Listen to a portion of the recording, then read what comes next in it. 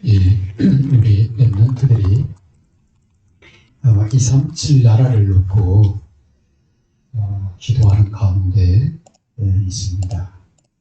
237 나라를 놓고 기도하는 것은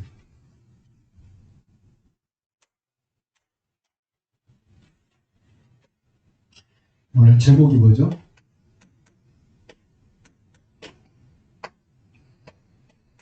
오늘 제목이 초청되는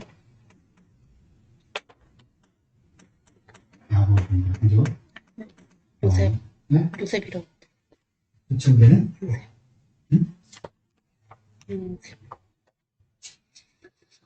야곱입니다. 오늘 45장에 보면 야곱이 되거든요. 야곱이 바로 앞에 서게 되잖아요. 요셉이 야곱을 이렇게 초청하는 형들을 통해서 초청하는 그런 장면입니다. 그래서 이 37 나라를 놓고 기도하는 이유를 먼저 붙잡아야 되겠는데요. 이 37 나라를 놓고 기도하는 것은 이 37 나라가 어디에 속해 있냐 보니까 세계는 4개에 속하였나니 그랬거든요. 그러니까 이 세계가 하나님께 속한 것을 보게 됩니다. 그렇죠? 어디 속했다고요? 응? 하나님께 속한 세계는. 그러면 이 세계를 향한 하나님의 소원, 세계를 향한 하나님의 소원은 디모데전서 2장 4절에 말씀하고 계시죠. 세계가 내게 속하였나니 하나님께 그렇게 말씀하셨고요. 이 세계를 향한 하나님의 소원을 말씀하고 있습니다. 그러면 이 소원을 알고 기도하는, 하나님의 소원을 알고 기도하는 사람이 바로 237 나라를 품고 기도하는 사람이죠. 우리 인간은 편함을 좋아합니다. 그래서요, 뭔가 일을 벌리는 걸 싫어해요. 그냥 쉬고 싶어 해요. 그런가 하면은 영적으로는 가치 있는 일을 하고 싶어 해요. 목적을 세우고 살고 싶어 해요. 그 목적이 선하면 선할수록 보람이 있고 가치가 있고, 그 다음에 수고하고 애써도 그것을 뛰어넘게 돼요. 그래서 우리 인간을 갖다가 하나님의 형상을 가진 존재다, 이렇게 영적 존재다 얘기하는 겁니다. 그래서요, 237 나라를 놓고 기도하는 것은 하나님께 속한 세계, 그리고 그 하나님의 소원인 모든 사람들이 구원받는 것, 그것을 아는 기도죠.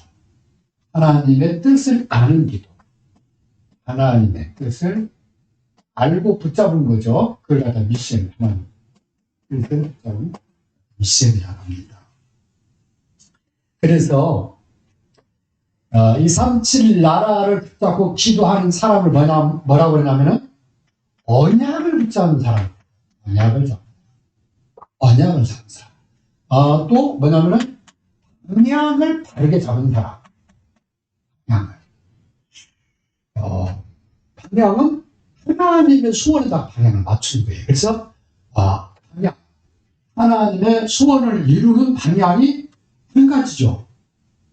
영혼 살리는 것, 곧 전도와 선교. 전도는 문화가 같은, 선교는 문화가 다른 그러한 현장을 말합니다. 그래서 이 방향, 사람 살리는 일의 방향을 정하게 됩니다.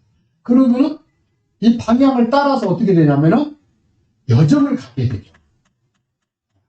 그 길로 간다고 말이지 않습니까? 그래서 언약의 여정 그럽니다. 그 말은 전도자의 삶을 살고 선교의 삶을 사는 걸 말합니다. 여정을 가게 되죠. 그러면 이 여정을 누가 인도하시나? 하나님이 인도하시고 그걸 갖다가 이정표 그럽니다. 하나님이 그 사람을 인도하셔요. 마게도냐로 로마로 이정표가 나옵니다. 그래서 언약 잡은 사람은 하나님의 여정을 따라서 하나님의 이정표 속에 살게 되는 거죠. 오늘 그런 사람 중에 한 사람이 나옵니다. 그 누구냐? 오늘 제목이 초청되는 요셉이 아니라 초청되는 야곱입니다. 야곱이야. 그러면 야곱은 뭘 붙잡았냐? 어떻게 언약의 여정을 가게 됐는가? 야곱은 아브라함에게 하나님이 하신 약속을 잡은 거예요. 하나님 야곱에게, 아니 아브라함이 뭐라고 했냐? 창세기 12장 1절에서 6절입니다. 내가 지시하는 땅으로 가라. 내가 너를 복의 근원이 되게 하겠다. 천하 만민이 너를 복을 받을 것이다. 이렇게 얘기를 하셨죠. 그러면 야곱은 그 선조, 할아버지죠. 아브라함을 통해 아브라함이 하는 얘기를 듣고 자랐을 거예요. 그뿐만 아니라 자기 아버지가, 자기가 어렸을 때죠. 아버지가 겪었던, 그 다음에 아버지가 하나님으로부터 들었던 언약을 들었을 거예요. 창세기 26장. 놀라운 일이 벌어지죠. 그래서 이삭을 붙잡았던 이삭을 통해서 하나님이 말씀하신 것을 야곱이 깊이 담았을 겁니다. 그리고 본인이 직접 체험을 했어요. 창세기 32장에 하나님이 자기에게 약속하신 것을 성취하는 것을 확인한 겁니다. 그런데 또 하나, 자기 아들이 자기한테 한 얘기를 또 들은 거예요. 별들이 자기한테 절을 한다.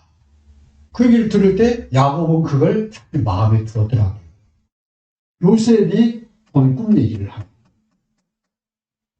그래서 야곱이 요셉을 불쌍해서도 사랑했겠지만 그 요셉이 하나님의 언약을 알고 하나님의 언약을 소중하게 여기는 것을 야곱이 봤을 거 아니에요. 아니 그 아들만 밥 줍니까? 그 아들만 얘기합니까? 아들을 이 12명을 앞에다 놔두고 밥 먹으면서 얘기했을 거 아니에요. 중요한 때 야곱이 얘기를 했을 거란 말이에요. 너희 하나님은 이런 하나님이다. 옛날에는 계속 가정에서 그 언약을 전달하거든요. 그게 어떻겠네? 그럼 그 아들들이 그 얘기를 했는데 그 아들들이 그냥 흘러들을 수 있잖아요. 왜? 헌 얘기 또 하고 또 하고 하니까. 그런데 요셉은 그걸 깊이 들었던 거예요. 그러면 아니 부모가 볼 때 하나님 말씀을 전달하는데 이야기 듣는 자녀가 더 관심 있게 보여지잖아요. 그래서 야곱이 요셉을 많이 사랑할 수밖에 없는 자녀 중에 한 명이겠다. 그런 생각이 듭니다. 그래서 야곱이 붙잡은 이 비밀입니다. 야곱이 뭘 잡아? 하나님의 소원, 세계 복음화, 복의 근원 되신 하나님. 이 하나님에 대해서 야곱이 붙잡은 거죠. 그러면 이 야곱이 오늘 요셉의 초청을 받아서 이제 애굽으로 내려가게 되는데 더 큰 응답, 야곱이 더 큰 응답을 받게 돼요. 받게 되는 야곱.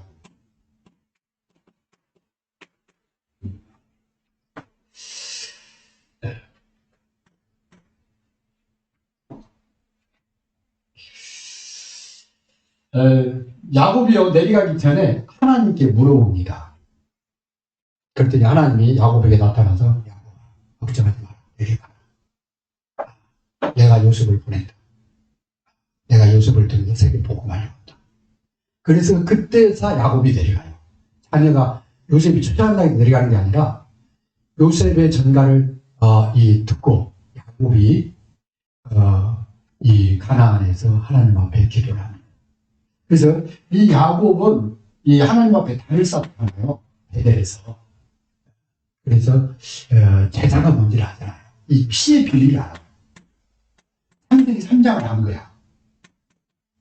이 창세기 3장 문제의 해답은 창세기 3장의 답은 오실 그리스도라는 것이 야곱이 붙잡게 돼요. 그뿐만 아니라 하나님께 기도하면 응답된다는 기도의 한 비밀을 가지고 있는 사람이 야곱입니다. 어떤 문제가 만나도 이 기도를 하게 돼요. 왜? 베델에서 하나님 만났거든. 그래서 야곱이 하나님 앞에 기도를 하게 됩니다. 그러면서 하나님이 애굽으로 가라는 이 말씀을 듣게 돼요. 애굽은 그 당시 세계 아닙니까? 전 세계를 지배하던 그런 세상의 강대국. 그 강대국에 총무가 되어 있다는 거야. 총리가 되어 있다는 거야, 자기 아들이. 그랬을 때 어떤 생각이냐? 이 요셉이 꾼 꿈을 야곱이 그래서 그런 말이에요. 그래서 이 야곱이 애굽의 세계에 복음하는 그 현장을 가서 실제 확인하게 돼요. 그래서 야곱이 바로를 축복하죠. 우리는 진짜 여기서 뭘 하면 되냐? 우리는 이 예배의 소중성을 놓쳐버리면 안 돼요. 예배의 축복에 대해서 하나님이 제일 먼저 아벨을 통해서 얘기했어요. 구원받은 하나님 자녀가, 언약 잡은 하나님 자녀가 첫 번째로 생각해보면 이 예배. 이 예배는 하나님과 최고의 시간을, 그리고 하나님이 주시는 인생의 최고의 답을 얻는 시간이 예배예요. 그 증거를 가지고 현장에 가서 현장을 살리는 게 전도자의 삶입니다. 이 예배를 통해서 하나님 반드시 우리에게 주시는 게 있잖아요. 우리 찬양도 드리고 기도도 드리고 헌금도 드립니다. 근데 하나님이 이 예배를 통해서 임하실 때 반드시 그 예배에 참여하는 자에게 뭘 주시냐? 말씀을 주시는 거예요. 이 말씀은 우리에게 답이 되잖아요. 답만 됩니까? 힘이 됩니다. 응답만 옵니까? 확신이 되는 거예요. 그래서 이 말씀이 그렇게 중요합니다. 그래서 야곱이 하나님 앞에 단을 쌓고 기도하는 거 끝나는 게 아니라 그 말씀을 따라서 움직입니다. 아기 오락에서 가는 게 아니라. 네. 그래서 우리는 전 세계를 살리는 기도를 가지고 2024년도를 시작을 해야 되겠다. 여기다 제1, 2, 3, 4, 12씩 응답의 영원입니다. 영원은 곧 전도와 선교, 세계복음만을 말하는 거예요. 우리가 정시기도, 24기도, 25기도가 있지만 2024년도는 영원의 기도를 드려야 될 시간표거든요. 내 연장을 살려야 되겠다. 237을 살려야 되겠다. 세계복음하다 가야 되겠다. 거기에 대한 응답받는 해가 바로 2023년. 그래서 전 세계를 살리는 이 기도가 먼저 시작이냐. 기도로 준비를 해야 돼요. 그래서 먼저 내 안에 뭐가 있어요? 기도 망대. 내 안에 망대가 세워야 돼. 그냥 망대가 아니라 기도 망대. 그래야 내 안에 정말 살리는, 세우는, 치유하는, 온전케 하는 나의 알루트시가 먼저 내가 살고 내가 치유되고 내가 회복이 돼야 하잖아요. 내 안에 기도 망대는 내 안에 나를 위한 알루트시가 세워집니다. 두 번째는 내 현장에, 그죠? 내 안에도 세워져야 되지만 내 현장에 기도 망대가 세워요. 그래야 내 현장을 살릴 수가 있어. 그걸 갖다가 나의 현장 알루트시라고 합니다. 세 번째는 나의 237 나의 237의 기도망대가 세워져요.